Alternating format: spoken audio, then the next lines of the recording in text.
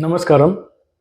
તમે પોલિયો નાબૂદી સાંભળ્યું હશે, મેલેરિયા નાબૂદી સાંભળ્યું હશે, ટીબી નાબૂદી સાંભળ્યું હશે, પણ તમે કોઈ બી કેન્સર નાબૂદી અભિયાન સાંભળ્યું છે આજ સુધી? રિસેન્ટલી જ્યારે મેં ઓસ્ટ્રેલિયા વિઝિટ કર્યું ત્યારે એક સ્પેસિફિક કેન્સર માટેનું નાબૂદી અભિયાન ઓસ્ટ્રેલિયામાં સ્ટાર્ટ થયું છે. That is cervical cancer elimination program which was started in 2023. 2023માં ઓસ્ટ્રેલિયાએ ગર્ભાશયના મુખના કેન્સરનું નાબૂદી અભિયાન સ્ટાર્ટ કર્યું.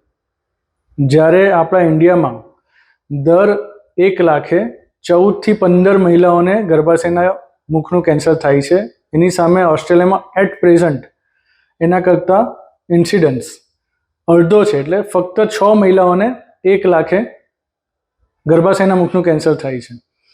તેમાં પણ એમણે નેશનલ ઇમ્યુનાઇઝેશન પ્રોગ્રામ, એટલે કે બધી જ 15 વર્ષથી નાની બાળકો means male and female child બધાને સર્વાઇકલ કેન્સર જેનાથી થાય છે, that is human papilloma virus ઇન્ફેક્શનની રસી આપવાનું સ્ટાર્ટ કર્યું. અત્યારે એટ પ્રેઝન્ટ 90% લોકોને એ વેક્સિનેટ કરી ચૂક્યા છે.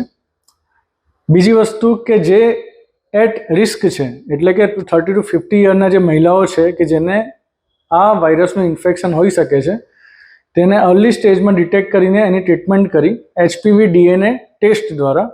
અને ત્રીજું કે જેને પણ આ આઈડેન્ટિફાઈ થાય છે સર્વાઇકલ કેન્સર, તેને પ્રી કેન્સરસ એટલે કે કેન્સર થાય એના પહેલાં જ ઝડપી લીધું.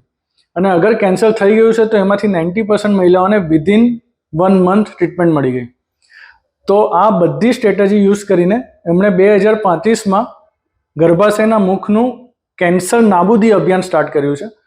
સો ઇન્ડિયામાં આપણે પણ આ જ વસ્તુને સિમિલરલી ફોલો કરવી જોઈએ, જેથી આપણા દર્દીઓ પણ આ ગર્ભાશયના મુખનો જે વિકરાળ કેન્સર રૂપી રાક્ષસ છે એની સામે લડી શકે અને એને નાબૂદ કરી શકે.